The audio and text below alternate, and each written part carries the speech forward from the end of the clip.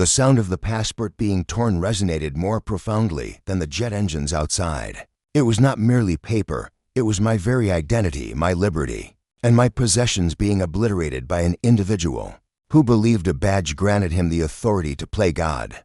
Counterfeit, he sneered, flinging the shredded blue booklet back at me as if it were refuse. Now vacate my queue before I summon actual law enforcement.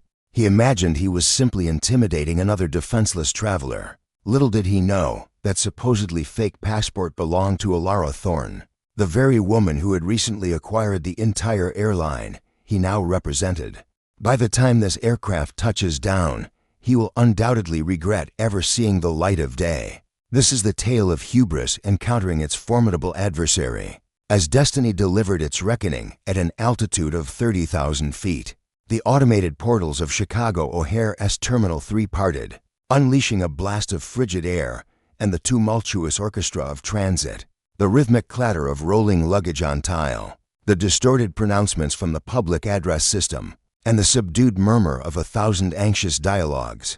Alara Thorne adjusted the hood of her expansive charcoal gray sweatshirt, crafted from cashmere and valued at approximately $600. It appeared to the casual observer as though it had been salvaged from a bargain bin. She was clad in black leggings, well-worn athletic shoes, and carried a battered duffel bag, a relic from her university days. She bore no resemblance to the woman recently showcased on the cover of Forbes, heralded as the new wings of aviation. She certainly didn't appear to be the freshly appointed CEO of Meridian Airways, and that, precisely, was her intention.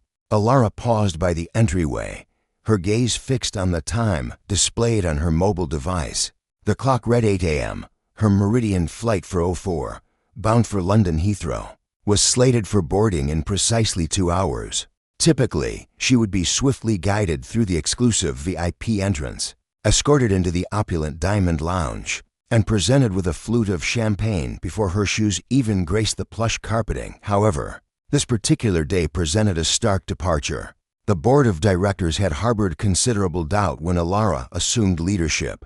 At the age of 29, as a woman of color in an industry predominantly controlled by older gentlemen with distinguished, gray hair and country club affiliations, she represented a distinct outlier.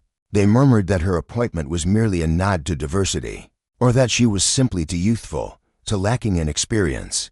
They remained oblivious to her formative years spent in hangars, observing her father meticulously repair engines, or her graduation at the top of her class from Wharton, specializing in crisis management. She was driven not only to silence her detractors, but, more crucially, to uncover the precise reasons behind Meridian's plummeting customer satisfaction ratings. Over the past 6 months, while official documents cited discourteous ground personnel, overly aggressive security measures, and misplaced baggage, such reports were ultimately just ink on paper. Alara needed to experience it firsthand.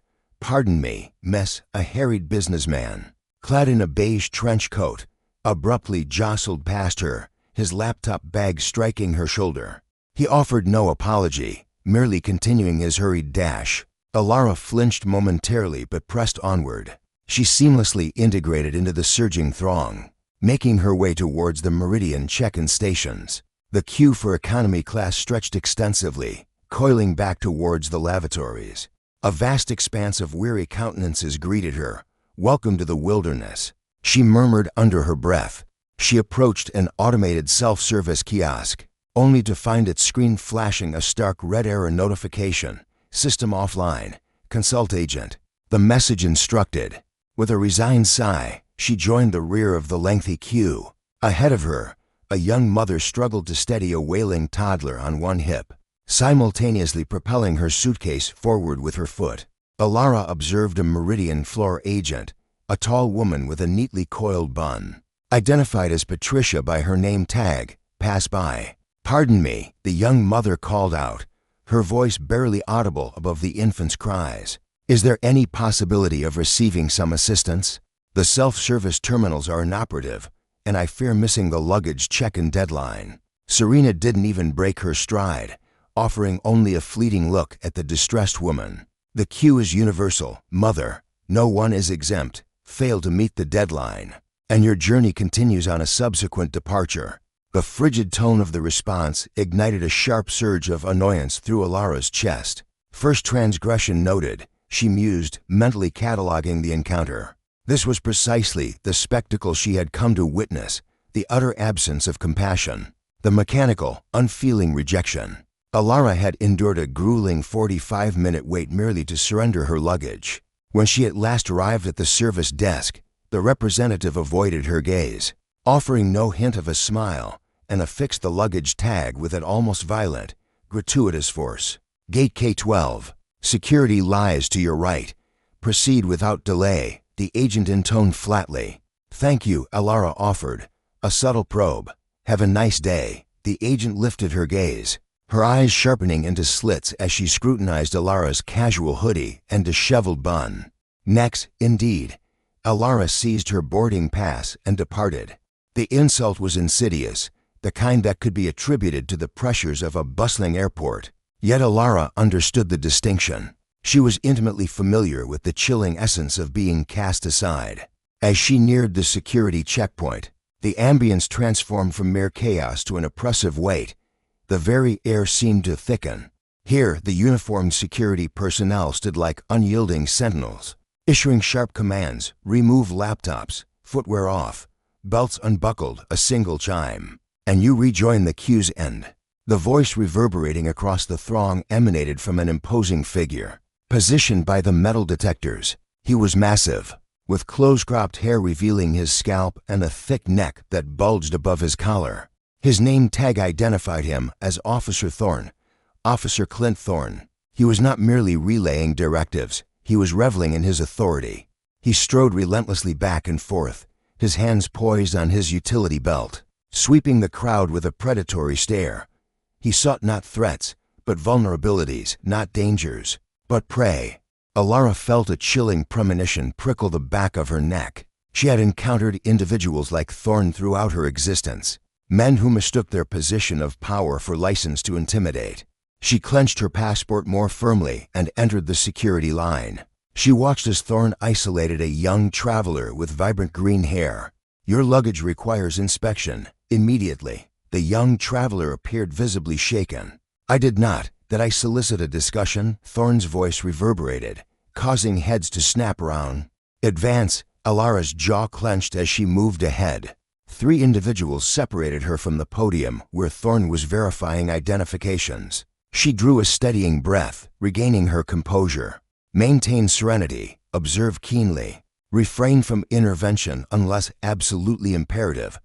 But as she stepped up to the podium, she understood that the imperative moment was upon her, far sooner than anticipated. "Next," Thorne bellowed, though Alara was already advancing. She presented him with her boarding pass and her passport. It was a conventional United States passport, though her diplomatic credential remained at her office.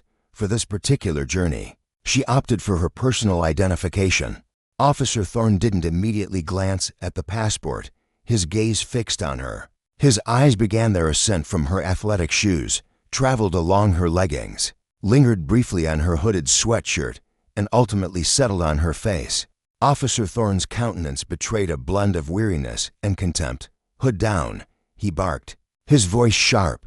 Alara acquiesced, drawing the hood back to expose her intricately braided hair. She managed a polite, yet strained, smile. "Good morning, officer," Alara stated. Officer Thorne offered no reply. Instead, he snapped the passport open with a decisive flick. His eyes scrutinized the photograph, then darted back to her, before finally settling on the boarding pass. "First class," Officer Thorne sneered, a note of disbelief in his tone. It wasn't merely an inquiry, it was a direct accusation. "Yes," Alara affirmed, her voice unwavering. Officer Thorne emitted a brief, humorless chuckle. He then elevated the boarding pass towards the light, rotating it repeatedly as though searching for some hidden inscription. "Meridian Airways flight for Ofer to London. Seat 1A, Officer Thorne recited. "Is there an issue?" Alara inquired, her voice maintaining a remarkable composure. "Seat 1A commands a price of roughly $12,000 for a single journey," Officer Thorne declared, leaning menacingly over the counter. His voice descended into a conspiratorial, derisive whisper as he challenged, "Do you genuinely expect me to accept that you purchased this fare?" The individuals queued behind Alara began to stir restlessly. A businessman conspicuously glanced at his timepiece, its click echoing in the tense silence. "I do not believe my financial background falls within the scope of a security screening," Officer Thorne, Alara stated. Her tone remained professional, yet she infused it with an undeniable sharpness. Officer Thorne's gaze sharpened into a glare. Her defiance clearly displeased him. He found it utterly unacceptable. He was accustomed to eliciting fear.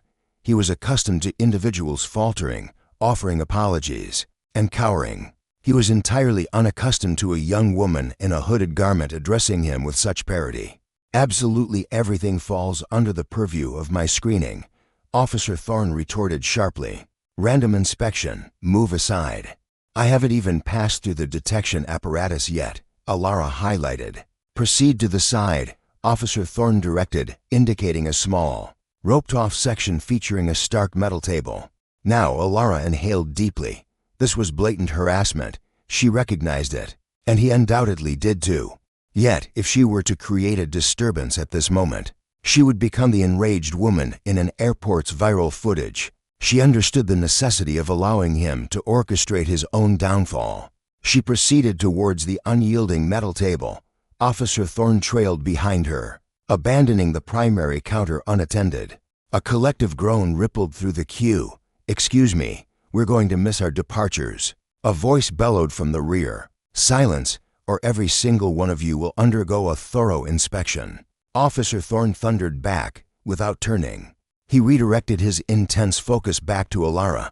With a dismissive gesture, he flung her passport onto the cold, metallic surface of the table. The bag slammed down with a sharp thud. He barked at Kennedy, ordering her to place her carry-on on the table. Brock didn't just unzip it. He tore the zipper open with a savage yank. His gloved hands plunged inside, ruthlessly pulling out her clothes and scattering them across the grimy table. A silk blouse, her toiletry kit, her laptop, a truly high-end device. Brock's lip curled into a sneer as he tapped the sleek, expensive aluminum casing of her custom-built MacBook. "Stolen? Are you serious?" Kennedy's patience was wearing dangerously thin. "That is unequivocally my personal property. We'll just see about that." Brock growled under his breath. He flipped the laptop, scrutinizing the serial number, then flung it with reckless abandon onto the pile of clothes. It skittered, teetering precariously close to the edge. "Watch what you're doing with that," Kennedy sharply warned. "I'm simply doing my job, Missy. Don't you dare tell me how to inspect suspicious cargo. Suspicious." Kennedy defiantly crossed her arms.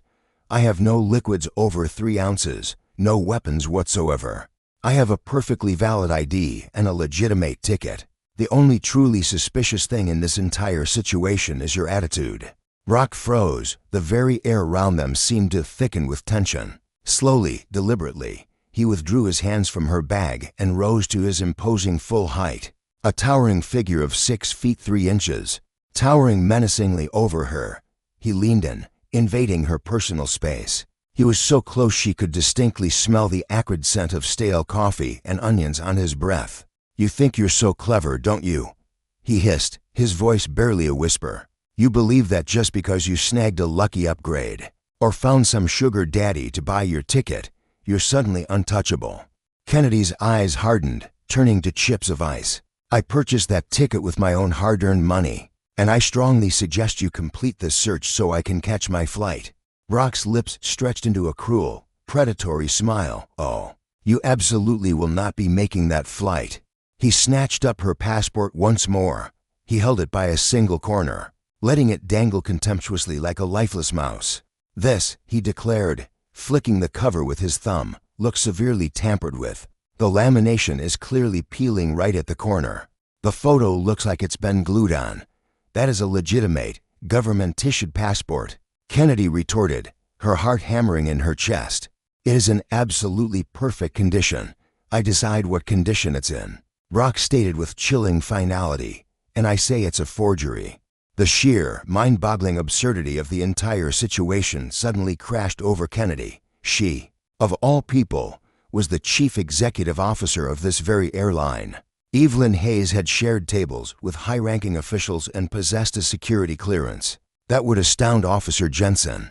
Yet, she found herself subjected to criminal scrutiny, all due to a simple hoodie and baseless bias. "Summon your supervisor," Evelyn Hayes commanded with unwavering resolve. "Right now." "I don't require a supervisor to discern a counterfeit," Officer Jensen retorted. Officer Jensen now clutched the passport with both hands. His fingers gripped so tightly his knuckles blanched.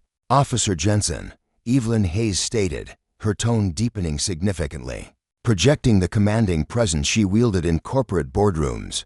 "Should you proceed with what I believe you are contemplating, you will face lifelong repercussions. Understand this, that is sacrosanct federal property." "Is that a threat, Jensen?" Officer Jensen's voice escalated, clearly for the benefit of the growing crowd. "Are you issuing a direct threat to a federal security agent?" "I am simply articulating a truth," Evelyn Hayes declared. "Summon your supervisor." "I am the designated supervisor for this lane," Officer Jensen bellowed. And then, with a defiant flourish, he acted. He seized the passport's blue cover and its biographical data page. With a strained exertion, he began wrenching his hands apart. Rip! The sound was visceral and horrifying. It was the unmistakable sound of fabric and heavy paper yielding under duress. He hadn't merely torn a single page. He had ripped the entire booklet nearly in half, irrevocably separating the crucial binding that secured both the biometric chip and the photo identification. A collective gasp rippled through the onlookers. A woman in the queue clapped a hand over her mouth in shock. Evelyn Hayes remained utterly motionless, her gaze fixed on the shredded document in Officer Jensen's hands. He had just brazenly perpetrated a federal offense before everyone's eyes. Officer Jensen flung the two severed pieces of the passport onto the table, landing amidst Evelyn Hayes's personal belongings. "There," he declared, brushing his hands together with a dismissive air, as though disposing of refuse. "Now it's irrevocably invalidated. You cannot fly with a compromised travel document, as per established regulations."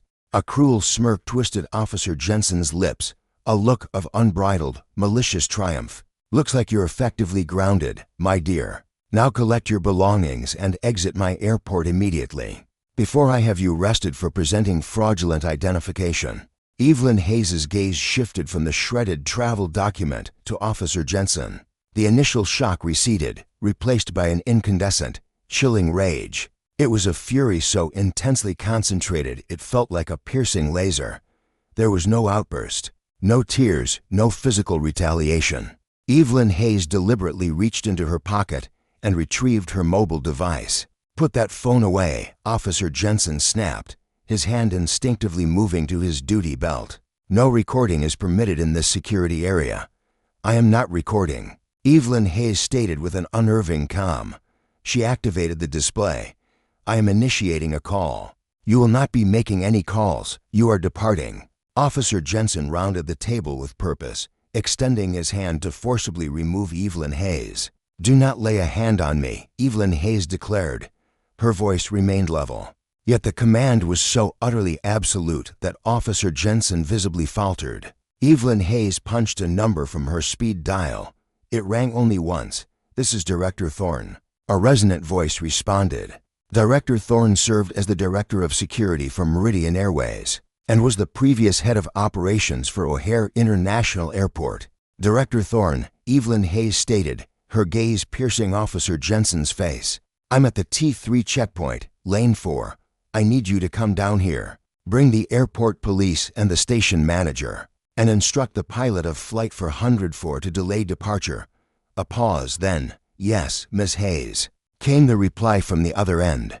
Officer Jensen erupted into a derisive laugh. "Hold the plane. Who exactly do you imagine yourself to be? Do you truly believe you can summon a personal acquaintance to halt a massive Boeing 770C7? Evelyn Hayes offered no reply, simply maintaining her silent vigil. "You're finished," Officer Jensen declared with a dismissive shake of his head. "I'm summoning law enforcement." "Good," Evelyn Hayes responded. "You'll spare me the inconvenience." The tense confrontation endured for 3 agonizing minutes. The entire queue had ground to a halt. Onlookers were now filming, mobile devices raised aloft. Despite Officer Jensen's continued shouting, he was restlessly pacing like a trapped predator, vociferously railing against privileged individuals and counterfeit identification. Then, the atmosphere within the terminal underwent a dramatic transformation. From the distant reaches of the concourse, a distinct group of individuals was advancing purposefully toward the security checkpoint. They moved with urgent speed. In the lead was a tall man in an impeccably tailored black suit, Director Thorne. He was flanked by 2 uniformed Chicago police officers, with additional personnel hurrying to keep pace. A woman in a striking red Meridian Airways blazer, the station manager, was present. Officer Jenkins noticed their approach and proudly expanded his chest. Finally, some genuine support, he mumbled under his breath. He then pivoted towards Ms. Evelyn, a contemptuous smirk on his face. "It appears your transportation has arrived.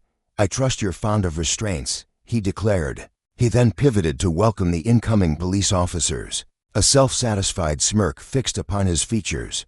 "Officers, this way. I have a passenger attempting to circumvent security protocols with a falsified document and refusing to depart," he announced. "Mr." Thorne didn't spare Officer Jenkins a single glance. He strode directly past the security agent, forcefully parting the barrier tape. He advanced straight towards Ms. Evelyn. A hush fell over the assembled onlookers. Mr. Thorne, a man whose demeanor suggested he routinely consumed granite for his morning meal, offered a subtle nod. "Ms. Evelyn," Mr. Thorne's voice resonated clearly through the sudden quiet. "Are you unharmed?" Officer Jenkins's triumphant smile wavered, his forehead creasing with bewilderment. Ms. Evelyn glanced at Mr. Thorne, then deliberately shifted her attention back to Officer Jenkins. "No, Mr. Thorne," she articulated distinctly. "I am far from all right. This officer has just obliterated my passport." Mr. Thorne pivoted to face Officer Jenkins. The expression etched upon his countenance was utterly chilling. It wasn't mere rage. It was the chilling gaze of an executioner assessing the keenness of his blade. He followed Mr. Thorne's instruction. With a hushed tone, he ripped it into Ms. Evelyn recounted, indicating the defaced blue booklet resting on the surface. And subsequently, he leveled accusations of forgery and larceny against me, Ms. Davies. The station manager let out a sharp gasp upon witnessing the passport's condition. Oh heavens above! Officer Jenkins began to perspire profusely at that moment. His gaze darted from Mr. Thorne to the police officers, then to Ms. Evelyn. The entire power dynamic had irrevocably altered, and he found himself desperately trying to comprehend the change. "Now, just a moment," Officer Jenkins stuttered, his bravado rapidly dissipating. "She offered a counterfeit identification. I was merely adhering to established procedures." "Who exactly are these individuals?" Mr. Thorne advanced, invading Officer Jenkins's personal zone. "I am Mr. Thorne, the head of security for Meridian Airways." He indicated Ms. Evelyn. "And you have just torn apart the passport belonging to Ms. Evelyn Vance." Officer Jenkins blinked in disbelief. "Who?" "The Chief Executive Officer of Meridian Airways," Mr. Thorne thundered, his voice reverberating powerfully off the lofty ceilings. "The very woman who holds ownership of the aircraft you maintain. The individual responsible for authorizing the agreements concerning this terminal." Brock's complexion vanished with such startling speed, it seemed an illusion. His jaw worked frantically, mimicking a gasping fish stranded on dry land. "A CEO," his gaze fixed on Kennedy's unassuming hoodie, a stark contrast to the title. "Yet, she's clad in a mere hoodie." Kennedy advanced, her presence commanding attention. Retrieving the 2 severed pieces of her passport, she declared, "I am free to wear even a refused sack if I so choose." "Officer Brock," she stated firmly, "that grants you no authority to demean me or any other individual waiting here, as if we were refused." She pivoted towards the police officers. Kennedy announced, "I wish to pursue charges for the destruction of federal property and for harassment." Brock instinctively raised his hands, retreating a step. "Now, hold on," he stammered. "Let's not act rashly." He insisted. It was an error, a simple misunderstanding. The lamination appeared compromised. "I was merely performing my duties," he asserted. "Your duty," Kennedy countered sharply, "is to screen for genuine threats, not to indulge in a display of unwarranted authority. She pivoted to Marcus. "Is the aircraft being held?" she inquired. "Yes, ma'am," he confirmed. "Captain Anderson awaits your directive." "Excellent," Kennedy affirmed. Her gaze pierced Brock one final time. "Remove him from my presence." The profound hush that had enveloped Terminal 3 fractured instantaneously.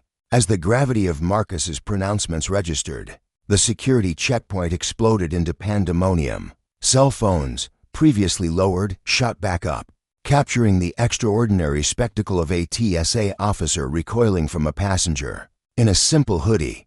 Officer Brock, however, was not one to concede defeat. His mind, intrinsically programmed for confrontation and control, utterly failed to comprehend the notion that he could have erred. Within his self-constructed reality, he embodied the law itself. If he faced repercussions, it could only be due to another's deceit. "This is preposterous," Brock roared, his complexion erupting in a profound, mottled crimson. He jabbed a trembling finger towards Marcus. "You're fabricating this," he shrieked. "I couldn't care less who you claim she is. She possesses no badge, no identification. For all I know, you're an accomplice. This constitutes a grave security breach." The two Chicago police officers, Officer Davis and Officer O'Malley, advanced, their hands hovering near their duty belts. They were veteran law enforcement, instantly recognizing a lost cause when it unfolded before them. "Sir," Officer Davis stated with measured calm, "please move away from the podium." "I am not moving an inch," Brock shrieked, flecks of spittle erupting from his mouth. He spun towards the assembled crowd, desperately seeking affirmation. "You all witnessed it," he bellowed. She was defiant and disregarded a legitimate directive. "The passport was already compromised before my touch." Kennedy Vance remained utterly motionless, observing Brock's complete disintegration with the dispassionate precision of a surgeon examining a malignant growth. She passed the fragmented remnants of her passport to Marcus, who cradled them with the solemnity reserved for a sacred artifact. "Marcus," Kennedy commanded, her voice piercing through Brock's frantic cries, "connect me with the airport director immediately and summon Alana Hart from legal. Before our flight departs, I demand a restraining order be issued against this individual." "Consider it done, Miss Vance," Marcus affirmed, a finger touching his earpiece. Without warning, a door located beyond the security screening area violently swung open. From within emerged a diminutive, balding man, his white shirt paired with an oddly short tie, moving with frantic haste. The figure was none other than Supervisor Miller, the head of TSA operations for this terminal. His appearance suggested he'd been abruptly jolted from slumber by an emergency siren. "What in the world is happening here?" Miller gasped, his voice strained. He continued, "My pager is blaring a code red. Brock, why has this queue come to a standstill?" Brock surged towards his superior, grasping for support. "Miller, thank heavens!" he exclaimed, sweeping his arm frantically towards Kennedy and the officers. "These individuals are obstructing a federal security procedure." "That female offered a counterfeit identification," Brock declared. "I seized it, and now they're issuing threats against me." Miller's eyes widened as he surveyed the unfolding situation. His gaze took in the police presence, then settled on Marcus Thorne, a man he both knew and dreaded. Finally, he noticed the young woman in the hooded top, poised at the epicenter of the chaos. Miller pivoted towards Marcus. "Mr. Thorne," he inquired, his voice laced with apprehension, "is there an issue, a significant one?" "Miller," Marcus rumbled, his voice low and dangerous, "your subordinate has just obliterated the passport belonging to our chief executive officer." Miller's gaze snapped to Kennedy, his eyes now saucers of disbelief. Recognition dawned on him. He recalled the internal memorandum. He even remembered the Forbes magazine cover displayed in the staff lounge, though it had largely gone unnoticed. "Miss Vance," Miller stuttered, his attention immediately swinging to Brock. You did what?" "It was a forgery," Brock maintained, though a tremor ran through his voice. "I tore it to invalidate it." "You tore a passport," Miller shrieked, his complexion flushing a deep crimson. "Have you lost your mind? That is absolutely not standard procedure. We are authorized to confiscate, never to obliterate." Brock faltered, his words failing him. At that moment, Kennedy interjected, her tone as chillingly composed as liquid nitrogen. Supervisor Miller, I have a scheduled flight awaiting me. A flight this individual attempted to bar me from boarding, simply because he disapproved of my attire, she continued. I anticipate your immediate and decisive resolution to this matter. Miller was drenched in perspiration. Miss Vance, I offer my sincerest apologies. My profound apologies. We shall address this internally. He paused, then added, however, concerning your flight, without a legitimate passport. His voice faded into uncertainty. This was the quintessential bureaucratic quagmire. Regardless of her position as CEO, federal statutes remained absolute. One cannot undertake international air travel without a valid passport, he stated unequivocally. A smug grin spread across Brock's face. Even in his current predicament, cornered and facing repercussions, he savored a fleeting moment of triumph. See, he scoffed. No flight for you. The law is the law. Kennedy then addressed Marcus. My diplomatic passport is secured in the vault at our London office. My personal one lies in fragments. Marcus offered a smile, a rare, predatory glint in his eyes. As a matter of fact, Miss Vance, I foresaw a scenario where we might require accelerated clearance for you. We possess a Department of Homeland Security waiver already on record, specifically for executive emergency transit. With that, he delved into his jacket's inner pocket and produced a tightly sealed envelope. I took the initiative to retrieve your contingency identification from the corporate vault. Purely as a precaution, he presented Kennedy with a pristine, unblemished passport. It was her secondary diplomatic credential, typically reserved for high-stakes, state-level discussions. Kennedy accepted the document. She deliberately raised it, ensuring Brock had a clear view. Checkmate, she murmured, her voice barely audible. Kennedy pivoted sharply to Officer Davis. Officer, she asserted, her voice firm. I demand to file a formal report for assault and destruction of property. I have witnesses. Her gaze then swept across the throng of passengers, who had been riveted by the unfolding drama for a full 20 minutes. Did any of you witness Officer Brock tearing my passport? She challenged the assembled crowd. A teenager with vibrant green hair immediately shouted, I saw it. He violently ripped it completely in half. The businessman asserted he was harassing her relentlessly. The young mother then added her voice to the growing chorus. A torrent of accusations rose, a wave of testimony crashing down upon Brock. Officer Davis nodded grimly, then decisively drew a pair of handcuffs from his belt. Clint Brock, turn around and put your hands behind your back, Officer Davis commanded. You can't arrest me, Brock howled in protest, even as the metallic cuffs snapped shut around his wrists. I'm a federal officer. This is a setup. That hoodie is suspicious. I was merely doing my job. As they escorted him away, Brock wrenched his head back, his eyes locking onto Kennedy's with a piercing gaze. No remorse flickered within them, only pure, unadulterated hatred. This isn't over, he roared, his voice echoing. You think you're special. You're nothing. Do you hear me? Absolutely nothing. Kennedy watched him disappear, a peculiar hollowness settling in her chest. It was not triumph that she felt, but profound exhaustion. Supervisor Miller, meanwhile, was practically prostrating himself. Miss Vance, Supervisor Miller insisted, please allow me the privilege of personally escorting you through the diplomat lane. No screening will be required, I assure you. Kennedy fixed her gaze on Miller. I will proceed through the scanner just like everyone else. Supervisor, she stated firmly. I have nothing to conceal, she asserted. But I strongly suggest you retrain your staff on the crucial difference between genuine security and mere power trips. With that, she strode through the metal detector. The detector remained silent.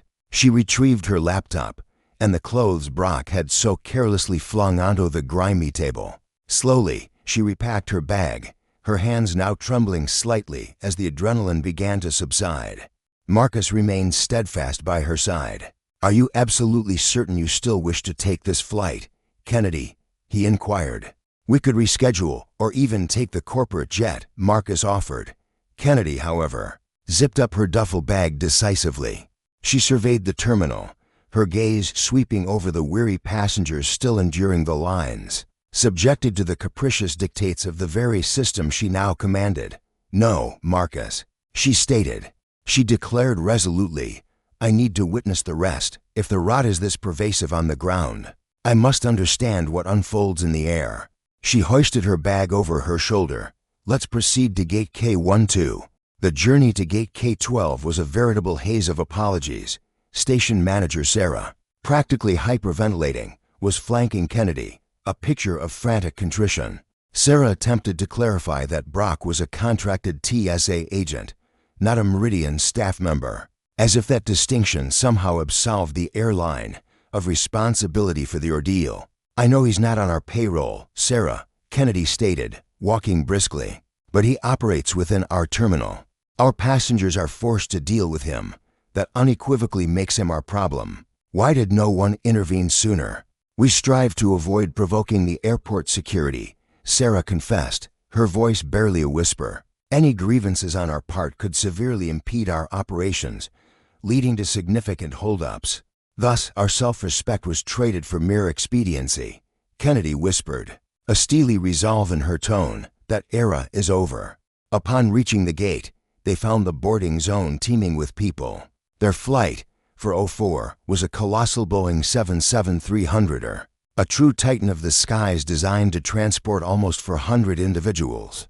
The gate personnel, engrossed in a flurry of keyboard activity, froze the moment they spotted Sarah and Marcus advancing with Kennedy. A palpable tension gripped them.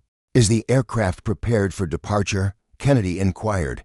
Sarah replied, "Indeed, Miss Vance. We ensured the doors remained open for your arrival. The first-class cabin has been filled. Economy passengers are currently embarking." Kennedy then pivoted to face Marcus. "Remain here and manage the police documentation. Our next meeting will be in London." Marcus stated, "A security escort has been arranged for your landing. Exercise caution during your journey." Kennedy proceeded down the jet bridge, a solitary figure. The chilled air within the passageway carried the distinct sense of aviation fuel and stale coffee. This was the precipice. The moment her foot touched that aircraft, she would command her own territory.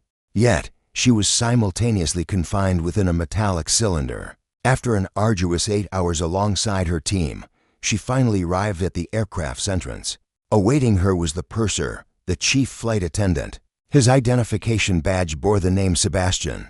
He appeared to be in his 50s, sporting impeccably styled hair and a grin that failed to reflect in his gaze. He was engaged in conversation with a junior flight attendant, a fair-haired woman introduced as Tiffany. They shared a moment of amusement over some undisclosed topic. The instant Kennedy drew near, their laughter ceased, yet their expressions remained devoid of warmth. Their eyes critically scanned her from head to toe, the casual hoodie, the form-fitting leggings, the utilitarian duffel bag. "Your boarding authorization," Sebastian uttered, his hand outstretched, his gaze deliberately avoiding her countenance. Kennedy presented the document to him. Sebastian's eyes fell upon the ticket, seat 1A. His eyebrows ascended sharply in surprise. His gaze darted from Kennedy to the ticket, then back to Kennedy. 1A, he reiterated, a hint of disbelief in his voice. "This particular section is a premier first-class suite." "I am fully cognizant of that fact," Kennedy stated.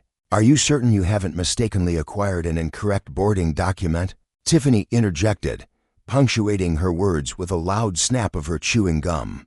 "This exclusive area is reserved for passengers who have paid the full fare." "My assigned seat is 1A, Kennedy reiterated, her composure visibly fraying.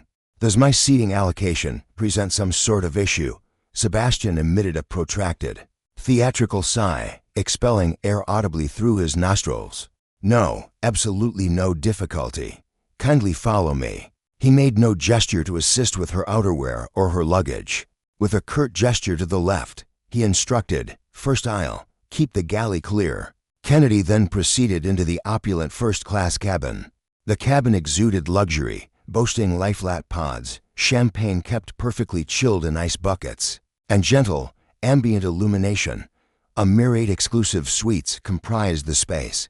Locating her designated pod, she stowed her bag before sinking into the plush leather seat. Her gaze drifted towards the ongoing exchange within the galley. Sebastian and Tiffany were engaged in a conspicuously loud whisper. "Did you witness that?" Tiffany sharply questioned.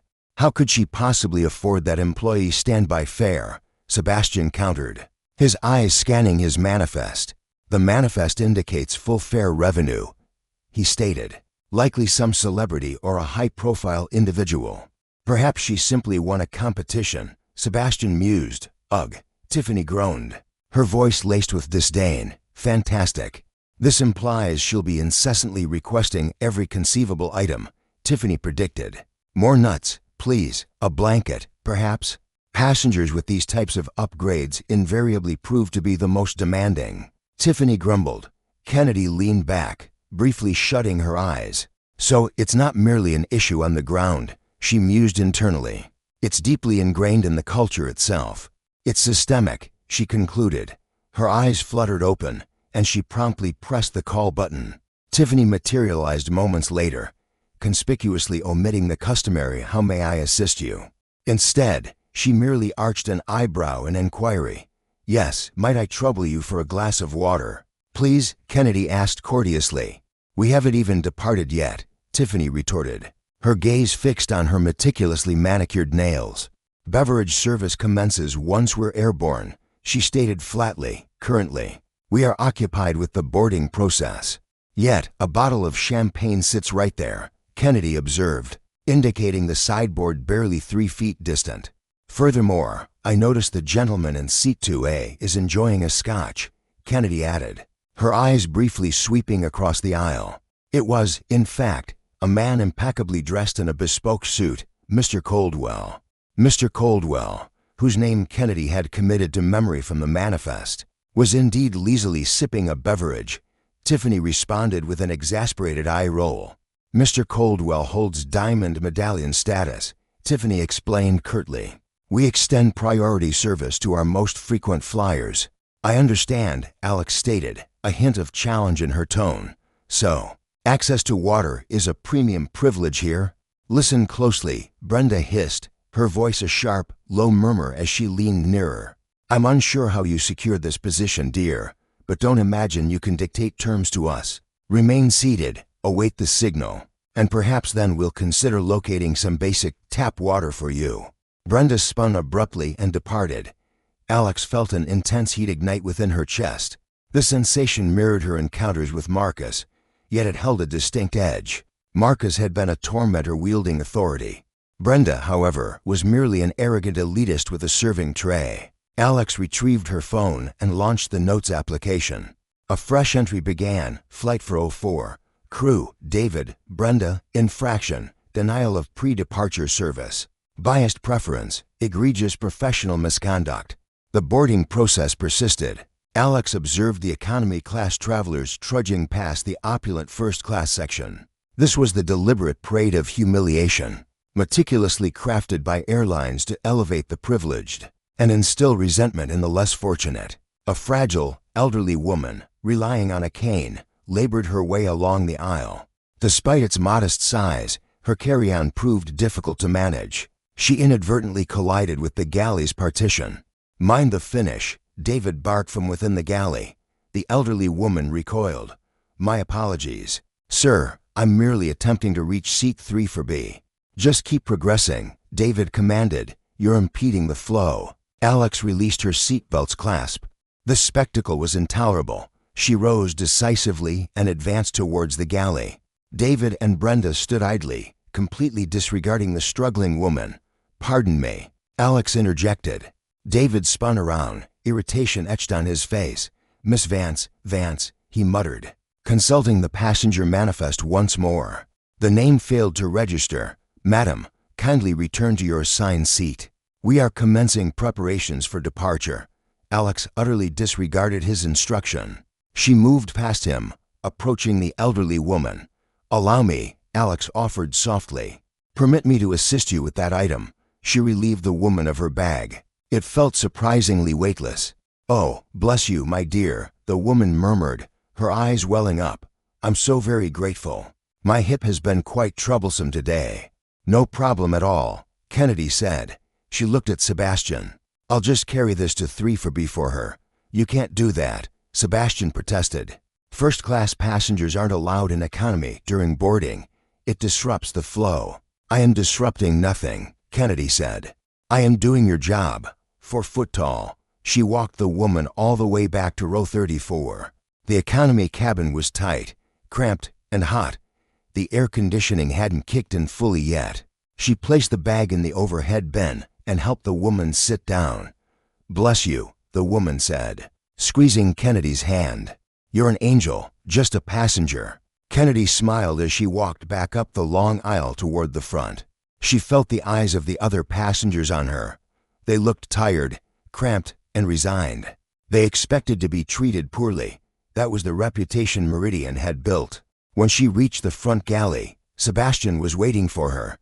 He was fuming. "Sit down," he hissed. "If you get out of that seat one more time, I will have the captain remove you."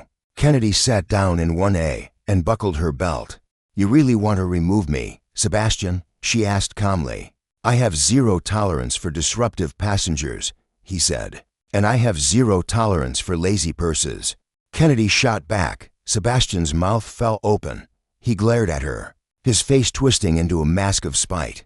"You have no idea who you're messing with," he threatened. "I've been flying these skies for 20 years. I can make your flight a living hell. You won't get a pillow, you won't get a meal. You'll be lucky if I let you use the bathroom." "Is that right?" Kennedy asked. "Watch me," Sebastian said.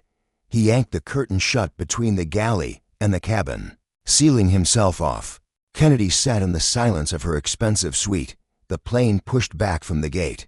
The engines roared to life as the safety video began to play. It was a cheerful, animated video about putting customers first. Kennedy looked out the window at the gray tarmac. Brock was gone, but Sebastian and Tiffany were trapped in here with her, and they had just declared war on the one person who could ground them permanently. 8 hours to London, Kennedy thought. Let the games begin.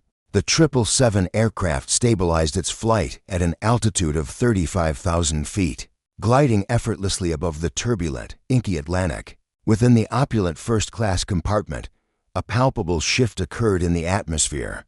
This was no mere aircraft. It had transformed into a haven of gentle ambient illumination and the inviting aroma of toasted cashews, coupled with the subtle chime of crystalware for the affluent occupants of the private suites. This marked the golden hour, that exquisite instant, when the airport's anxieties dissolved into pure indulgence. Yet, for Alara Thorne, seated in 1A, this tranquility heralded the onset of a silent conflict. Her gaze, keen and perceptive, tracked Julian and Serafina as they materialized from the forward service area. With a refined, almost performative grace, they advanced, propelling the service trolley as if it were a regal chariot. Their procession halted at seat 2A, where Mr. Sterling, impeccably dressed in his custom-tailored suit, was already easing his necktie. "Mr. Sterling," Julian murmured, his tone oozing with fawning deference, "it's an absolute delight to welcome you back. Your customary scotch, served neat, accompanied by a solitary ice cube. Your memory serves you well, Julian," Mr. Sterling chuckled, adjusting the gleam of his golden cufflinks. "Today, let's make it a double. This week has been particularly arduous." "Immediately, sir," Julian beamed, his smile radiant. "And regarding your dinner, I've taken the liberty of securing the lobster thermidor for your enjoyment. I'm aware it's your preferred dish." Serafina trailed closely, unfurling a crisp white linen napkin with a dramatic flourish, before delicately placing it across Mr. Sterling's lap. A steaming hot towel, presented on a ceramic platter with silver tongs, was extended to him. "Exercise caution, sir, it possesses considerable heat." Alara remained utterly motionless, her hands clasped in her lap. A gnawing hunger plagued her. She had consumed nothing since 6 o'clock that morning, and the intense adrenaline surge from her earlier clash with Officer Hayes had utterly depleted her energy reserves. Her stomach emitted a low, resentful rumble. The service trolley advanced, now mere inches from her elbow. Alara sat upright, poised to request the menu. Julian afforded her not even a glance. With a pointed, forceful push, he propelled the trolley beyond seat 1A, its wheels emitting a faint squeal against the carpet. He steered it directly to the row immediately behind her, Attending to a youthful tech entrepreneur in 1F, Alara waited, her patience tested. Perhaps it was an oversight. Conceivably, they were prioritizing the F side of the aisle.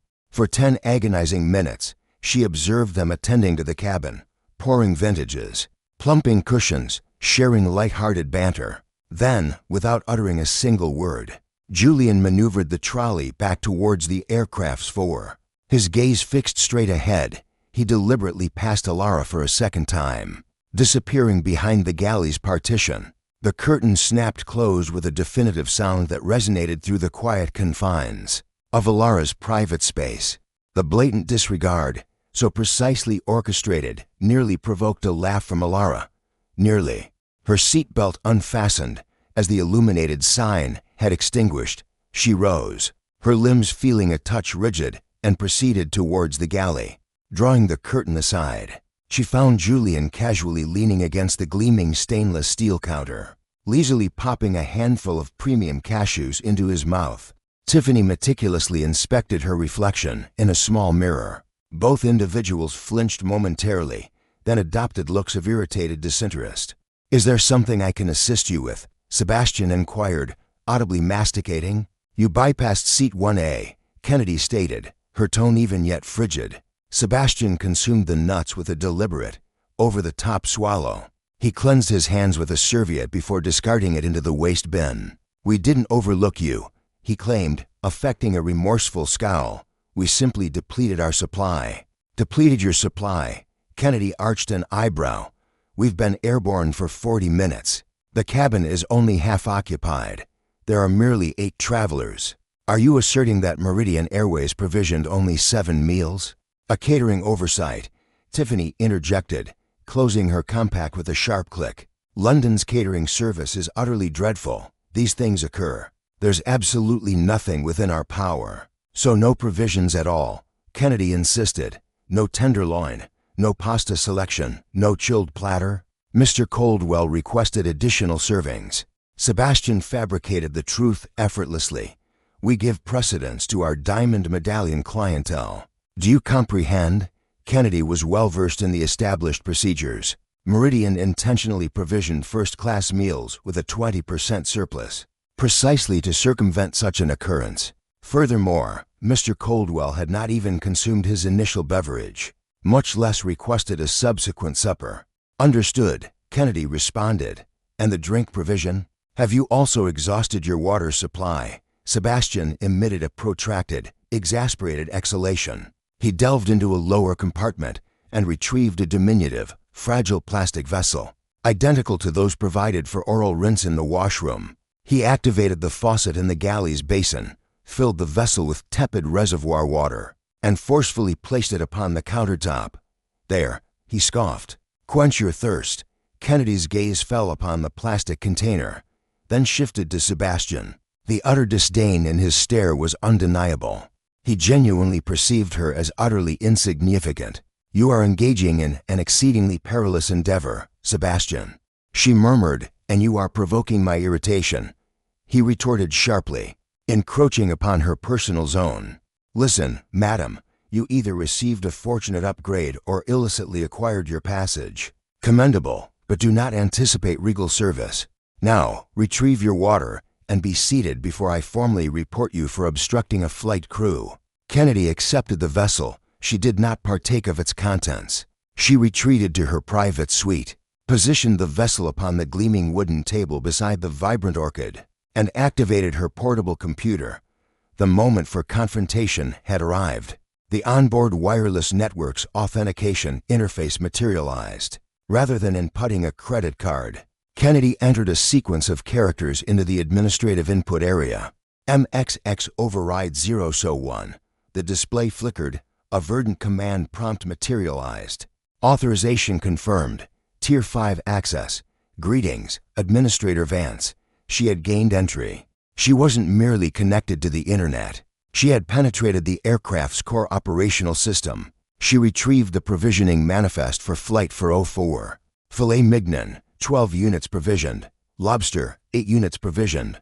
Pasta, 6 units provisioned. Their assertions were false. The provisions were indeed present.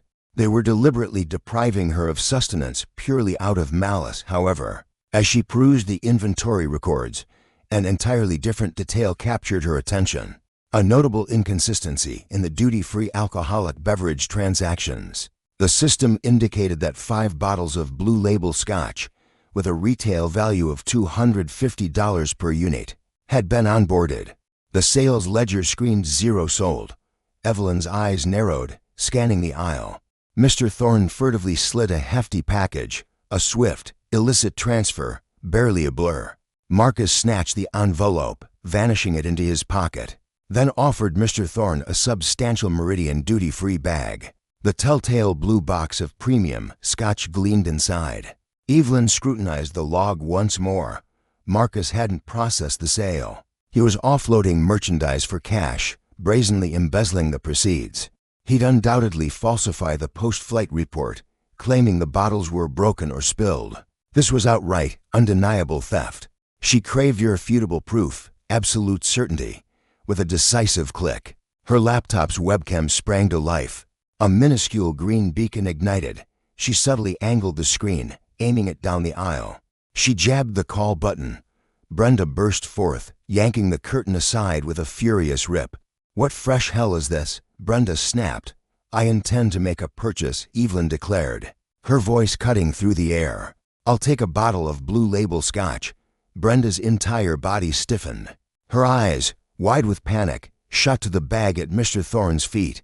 "Duty-free is currently shut down." "It's quite open," Evelyn retorted, her voice laced with accusation. "I just witnessed Mr. Thorne buying one." Brenda's face contorted in terror. She fled to the galley. Moments later, Marcus materialized. The smirk was gone, replaced by the desperate look of a cornered beast. He clutched a large glass of tomato juice. "Want a drink?" he snarled, his voice vibrating with barely contained fury. "Here." He lunged over the console to deposit the drink. But as the plane lurched with a sudden tremor of turbulence, Marcus's hand betrayed him. A deliberate flick of his wrist. Splash! A crimson torrent of juice erupted, drenching Evelyn. Her gray cashmere hoodie instantly became a sodden mess. It splattered violently across her face, then seeped ominously into the keyboard of her open laptop. A calculated oops. Marcus's face twisted into a mask of cruel triumph as he drawled, "Turbulence." Evelyn gasped, a chill of disgust as the cold, viscous liquid permeated her skin. Frantically, she snatched a napkin, desperately dabbing at her laptop. A desperate bid to salvage the hard drive. "That was intentional," Evelyn exclaimed, rising to her feet. "Take your seat," Victor bellowed, jabbing a digit menacingly close to her face. "It occurred by chance. Cease this spectacle. You're inebriated." "I've consumed not a single drop of spirits." "You declined to provide service." "Enough," Victor declared, addressing the cabin. "Esteemed passengers, my sincerest apologies. This individual is inebriated and confrontational. I'm discontinuing her service." Evelyn remained motionless, crimson tomato juice trickling from her jawline, resembling gore. She glanced at Mr. Sterling, who conveyed his revulsion with a shake of his head. Her gaze then fell upon Brenda, who wore a smug grin. A single tear threatened to escape her eye, not born of sorrow, but of an unadulterated rage that burned like incandescent white heat. She settled into her seat. She made no move to cleanse her face. She allowed the liquid to mar her complexion. She composed a solitary message to Daniel Hayes via the encrypted channel. Subject: Protocol for termination. Law enforcement requested at the gate. The remainder of the journey dissolved into a haze of profound degradation. For a grueling 6 hours, Evelyn endured her clammy, soiled attire. The aroma of tomato juice hung heavy and acrid. Yet, the moment the landing gear finally met the tarmac amidst the torrential downpour, the power balance irrevocably altered. "Remain in your seats," Victor ordered through the public address system. "Officers are now boarding to escort a disorderly passenger off the aircraft." He strode purposefully to Evelyn's location. "Retrieve your belongings. You are being taken into custody." Evelyn rose to her feet and seized her travel bag. She trailed behind him toward the exit of the plane. The portal swung open, revealing the crisp London atmosphere. Awaiting them on the jet bridge were 4 armed officers of the British Constabulary, and Anya Petrova, the vice president of operations. Victor swelled his chest with pride. Officer, apprehend her. She committed an assault against a member of the flight crew. The sergeant cast a glance at Victor, then proceeded directly past him without pause. He halted before Evelyn and rendered a crisp salute. Miss Vance, the sergeant stated, your report has been duly received. Victor's jaw plummeted in disbelief. Miss Vance, Evelyn slowly unfastened her damaged hooded garment. Beneath, she produced her identification lanyard. Chief Executive Officer, Director, Victor. She articulated, her tone hushed yet utterly deadly. You boasted of your ability to turn my existence into an inferno. Yet you overlooked a crucial detail. She gestured toward the termination documents Anya held. I am the proprietor of this airline. Victor collapsed onto his knees as the profound truth struck him. With the force of a speeding locomotive. No, I implore you. I bear the burden of a mortgage. Your employment is terminated, Victor, Evelyn declared, stepping directly over his prostrate form. And you are hereby apprehended for larceny.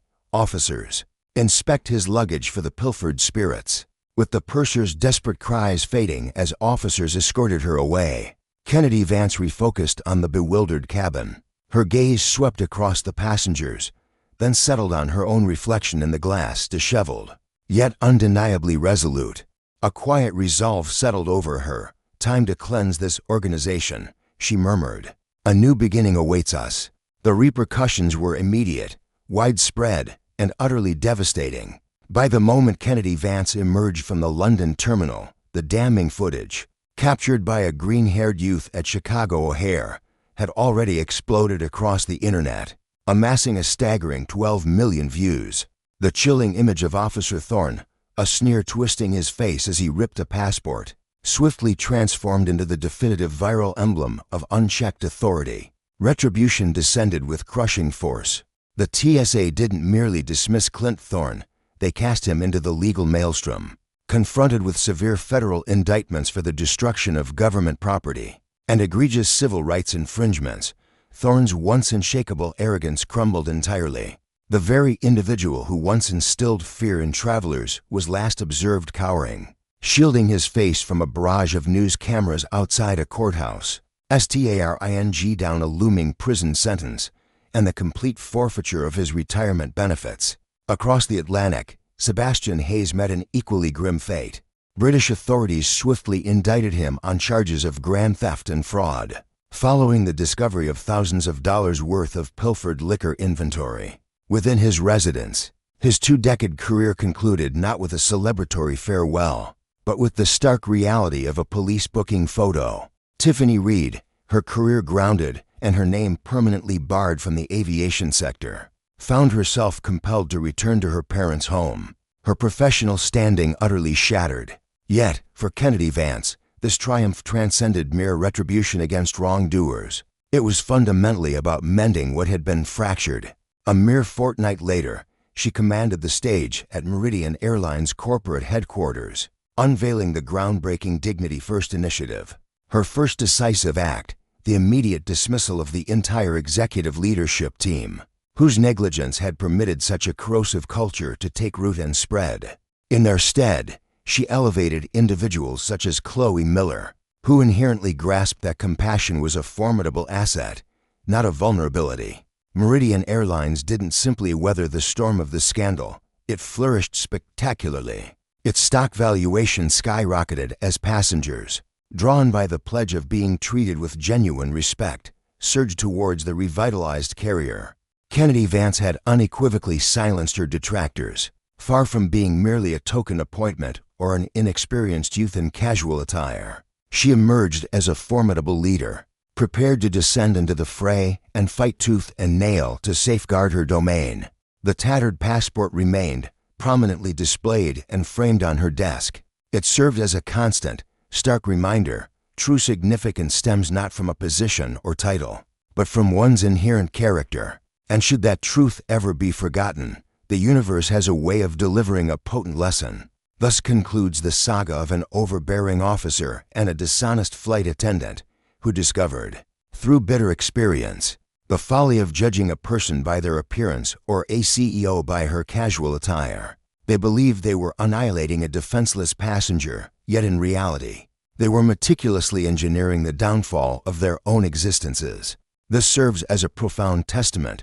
Genuine authority isn't measured by the volume of your shouts or the sheer number of regulations you can impose. It resides in the manner you treat others when you believe no eyes are upon you. For occasionally, the very individual you choose to intimidate possesses the capacity to strip you of everything. So, we turn to you in your estimation.